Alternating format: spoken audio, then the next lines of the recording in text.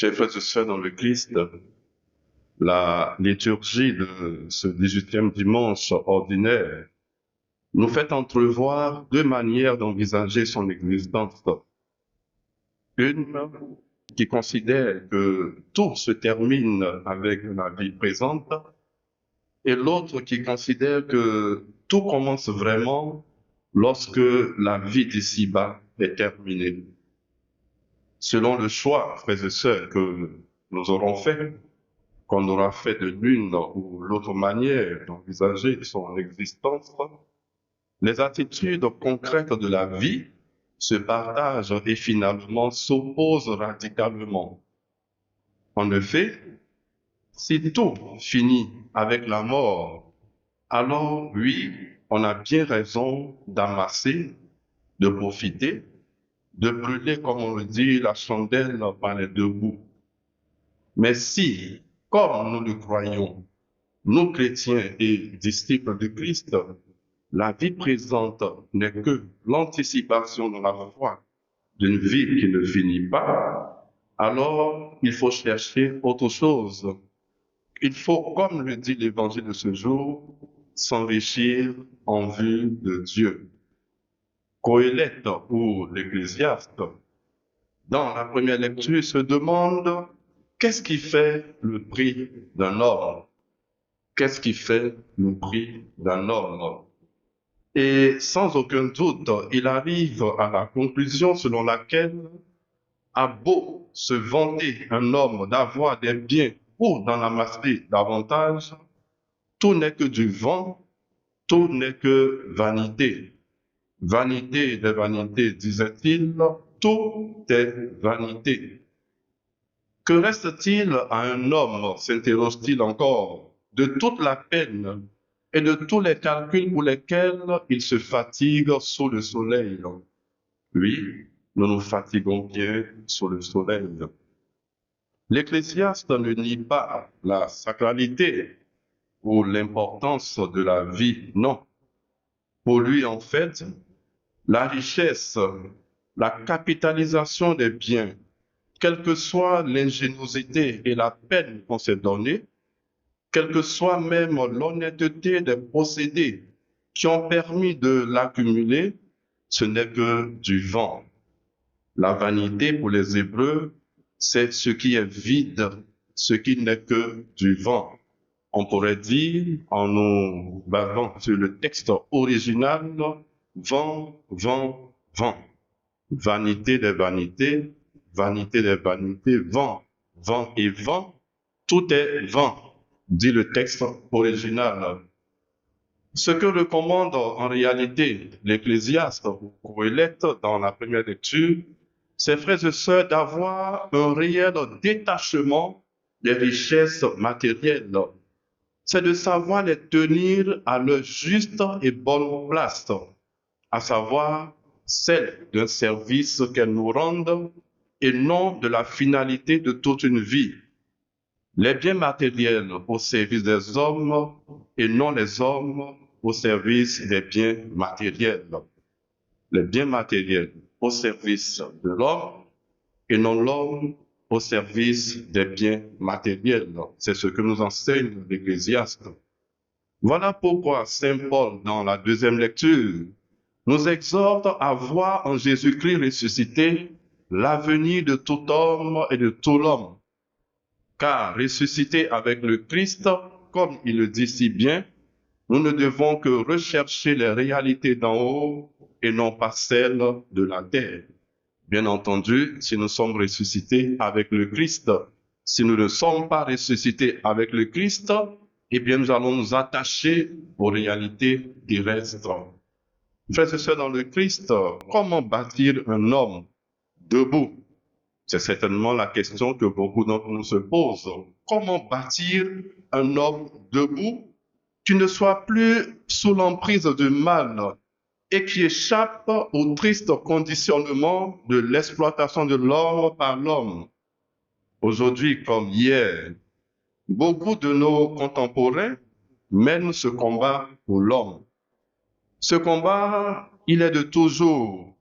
Et Saint Paul lui-même éprouvait déjà que le christianisme donnait réponse à un tel projet de construire l'homme. Il est un fait, tous, autant que nous sommes réunis ce dimanche dans cette chapelle, nous rêvons tous d'un monde meilleur. Nous rêvons tous d'un avenir meilleur, mais en réalité, combien sommes-nous, chrétiens, ou tout simplement hommes ou femmes de bonne volonté, à œuvrer pour la réalisation d'un tel projet? Ce projet, il est noble. N'est-ce pas un projet noble de se battre au nom de l'Évangile pour que l'homme vive en paix avec lui-même et avec son entourage? Comprenons-le, et c'est ce qui transparaît dans la prédication de l'apôtre. L'homme accompli, c'est Jésus-Christ. Autrement dit, le futur de l'homme est caché en Jésus-Christ. Et seule la résurrection nous révélera à nous-mêmes. C'est donc vers le Christ qu'il faut nous orienter. Nous orienter en faisant taire en nous les passions ou les agissements de l'homme ancien, pour laisser Dieu nous recréer. Et c'est déjà vivre en homme nouveau ou recréé que de ne pas faire de différence entre nous. Frères et sœurs dans le Christ, quelle part prenons-nous à ce combat pour l'homme? Qu'est-ce qui prime pour nous aujourd'hui, selon notre situation sociale ou nos responsabilités? Les matières scolaires à enseigner ou la personnalité de l'enfant? Les matières scolaires à enseigner ou la personnalité des jeunes? Qu'est-ce qui prime pour nous? Le profit de l'entreprise ou l'épanouissement de chaque employé? Qu'est-ce qui prime pour nous? L'absence mensongère de conflit entre nous ou la recherche de la vérité? La promotion ou la reconnaissance des talents de tous ou de quelques-uns, que ce soit en religion, que ce soit en famille? La reconnaissance ou la promotion des talents de tous ou la promotion des talents de quelques-uns. Autant que nous sommes, Dieu a placé en chacun de nous des talents que nous sommes appelés à fructifier. Tous, nous sommes riches de quelque chose. Il faut s'en convaincre en ce 18e dimanche du temps ordinaire. Qu'est-ce qui prime pour nous aujourd'hui? La liturgie de ce 18e dimanche, frères et sœurs, nous enseigne que les grandes comme les petites richesses risquent de nous empêcher de prendre l'évangile au sérieux. Et Saint Luc, dans l'évangile de ce jour, est très sensible à l'obstacle mis par l'argent et la richesse à la réalisation de nos projets. Car ou bien l'argent sera le seul moteur de la vie au point d'aveugler les hommes, tel cet homme riche ou ce fermier dont parle Jésus, ou bien plus sournoisement, on cherchera pour se tranquilliser à rendre l'évangile garant de ses propriétés, tel cet homme qui veut se couvrir de l'autorité du Christ pour obtenir l'héritage qu'il escompte. Pour être riches, frères et sœurs, en vie de Dieu, quelle conversion avons-nous à faire? Le Seigneur Jésus nous demande de ne pas vivre pour ce monde qui passe, mais de tendre de toutes nos forces vers les biens célestes. Il ne veut pas que nous nous arrêtions à l'apparence des choses, mais que nous vivions continuellement en sa présence, comme si nous voyions l'invisible en anticipant dès maintenant le monde de demain.